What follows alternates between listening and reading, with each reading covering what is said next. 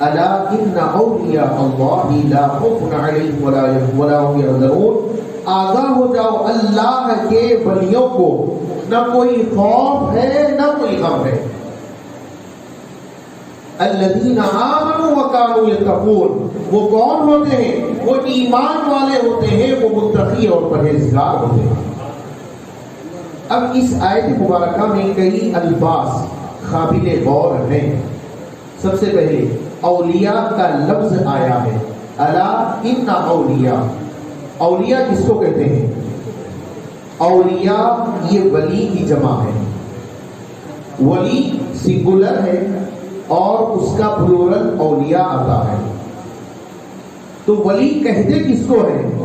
ولی کا معنی اللہ کا دوست، اللہ کا محبوب اور مقرب بندہ، وہ اللہ کا ولی ہوتا ہے. تو ولی ہونے کے لیے ہمارے علماء نے 4 شرائط بتائے ہیں کہ جس کے اندر یہ 4 چیزیں پائی جائیں وہ اللہ کا ولی ہو سکتا ہے. 4 چیزیں جس کے اندر پائی جائیں وہ اللہ کا ولی ہو سکتا ہے. وہ 4 چیزیں کیا ہے؟ سب سے پہلی چیز وہ ایمان والا ہوتا ہے، صاحب ایمان ہوتا ہے.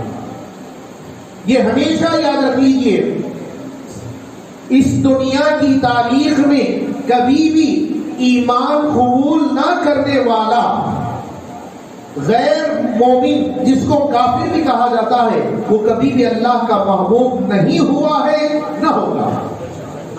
جو ایمان والا ہے وہی اللہ کا ولی بن سکتا ہے. تو ولی کی پہلی علامت یہ ہوتی ہے کہ وہ صاحب ایمان ہوتا ہے، صاحب ایمان ہوتا ہے. دوسری علم والا ہوتا ہے. جاہل کبھی بھی اللہ کا ولی نہیں بن سکتا. اور علم سے مراد کیا ہے؟ کم سے کم اتنا علم ہونا ضروری ہے ولایت کے لیے کہ خود اپنے لیے جو مسائل ضرورت پڑ رہے ہوں ان مسائل کو بغیر کسی کی مدد کے خود کتابوں سے تلاش کر سکے. یہ صلاحیت اس کے اندر ہونی چاہیے. ورنہ اگر ایک لا علم شخص کو ولی بنا دیا جائے، ایک جو علم کچھ بھی نہیں ہے ایسے آدمی کو اگر ولی بنایا جائے، خود بھی ڈوبے گا، دوسروں کو بھی لے کر کے ڈوب جائے گا. اسی لیے صاحب ایمان ہونا پہلی شرط ہے، اس کے بعد صاحب علم ہونا یہ دوسری شرط ہے. یہ دوسری شرط ہے. علم والا ہی اللہ کا ولی بن سکتا ہے، عالم ہی اللہ کا ولی بن سکتا ہے. جاہل کبھی بھی اللہ کا ولی نہیں بن سکتا. اور جتنی اولیاء کی تاریخ ہے، یہ تمام کی تمام تاریخ آپ پڑھ کر کے دیکھیں، چاہے وہ جنید بغدادی رحمۃ اللہ تعالیٰ علیہ ہو، چاہے وہ سری سقطی رحمۃ اللہ تعالیٰ علیہ ہو، چاہے پیران پیر حضور غوث العظم دستگیر رحمۃ اللہ تعالیٰ علیہ ہو، یہ جتنے اولیاء کرام ہیں، چاہے خواجہ غریب نواز رحمۃ اللہ تعالیٰ علیہ ہو، خواجہ نظام الدین اولیاء محبوب الہی رحمۃ اللہ تعالیٰ علیہ ہو، خواجہ فرید الدین گنج شکر رحمۃ اللہ تعالیٰ علیہ ہو، جتنے اولیاء کے آپ نام لیں گے یہ تمام کے تمام اولیاء اپنے اپنے زمانے کے سب سے بڑے علماء میں ان کا شمار ہوا ہے. پیران پیر کتنے بڑے عالم تھے آپ کے زمانے میں، بلکہ میں اگر یہ کہوں تو بالکل غلط نہیں اور حقیقت پر میں بات کرنا چاہوں گا، قیامت تک جتنے لوگ آئیں گے شاید ہی پیران پیر کو جیسا علم ملا ہے ایسا علم کسی اور کو مل سکے. سب سے زیادہ علم اللہ تبارک و تعالیٰ نے پیران پیر کو عطا فرمایا اولیاء کی جماعت میں. تو وہ اپنے زمانے کے علماء گزرے ہیں، اور ایسے علماء کہ اس دور کے بڑے بڑے علماء کے پاس زانوئے ادب طے کرنے کو اپنے لیے فخر و اعزاز سمجھا کرتے ہیں. تو میں بتانا یہ چاہ رہا ہوں کہ ولی جو ہوتا ہے صاحب ایمان ہوتا ہے، اور پھر دوسرا وہ صاحب علم ہوتا ہے. جاہل کبھی بھی اللہ کا ولی نہیں بن سکتا، کبھی بھی اللہ کا ولی نہیں بن سکتا. اور پھر علم کے تعلق سے میں آپ کے سامنے وضاحت کر چکا ہوں، اتنا علم ہونا ضروری ہے جو اپنی کم سے کم ہم کو جو ضرورت پڑی اس مسئلے کی بغیر کسی کی مدد کے خود کتابوں سے تلاش کر سکے، خود کتابوں سے تلاش کر سکے. اسی طریقے سے تیسری شرط یہ ہے صاحب تقویٰ ہو، پرہیزگار ہو، وہ اللہ کے احکامات کا پورا کرنے والا ہو. نبی کریم صلی اللہ علیہ وسلم صاحب تقوی ہوگا وہی اللہ کا ولی بن سکتا ہے. فاسق اور فاجر اللہ کا ولی نہیں بن سکتا. گناہگار اللہ کا ولی نہیں بن سکتا. نماز چھوڑنے والا اللہ کا ولی نہیں بن سکتا. روزہ چھوڑنے والا اللہ کا ولی نہیں بن سکتا. داڑھی مڈانے والا اللہ کا ولی نہیں بن سکتا. ٹوپی نہیں لگانے والا اللہ کا ولی نہیں بن سکتا. تو یہ نبی کی سنت ہے.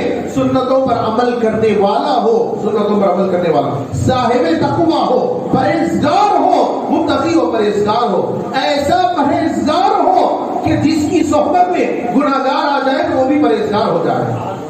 ایسا پرہیزگار ہونی چاہیے.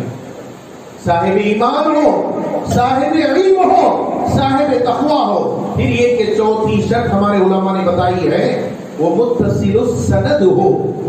متصل السند کا مطلب کیا ہے کہ کوئی بھی ولی کہتا ہے یہ دیکھا جائے گا ان کے پیر و مرشد کون ہے, پھر اس کے بعد یہ دیکھا جائے گا ان کے پیر و مرشد کون ہے, پھر اس کے بعد یہ دیکھا جائے گا ان کے پیر و مرشد کون ہے. دیکھتے دیکھتے وہ جو سند ہے, وہ جو سلسلہ ہے سیدنا علی رضی اللہ تعالی عنہ تک پہنچتا ہو, پھر حضرت علی رضی اللہ تعالی عنہ سے حضور تک پہنچتا ہو, یہ متصل السند ہو.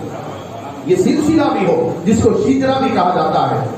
ہاں اس میں تھوڑا بہت رعایت علماء نے رکھی ہے کہ بسا اوقات ایسا ہوتا ہے کہ کوئی صاحب ایمان بھی ہوتا ہے, صاحب علم بھی ہوتا ہے, صاحب تقوی بھی ہوتا ہے, لیکن کسی وجہ سے اس کا شجرہ کھو گیا ہو.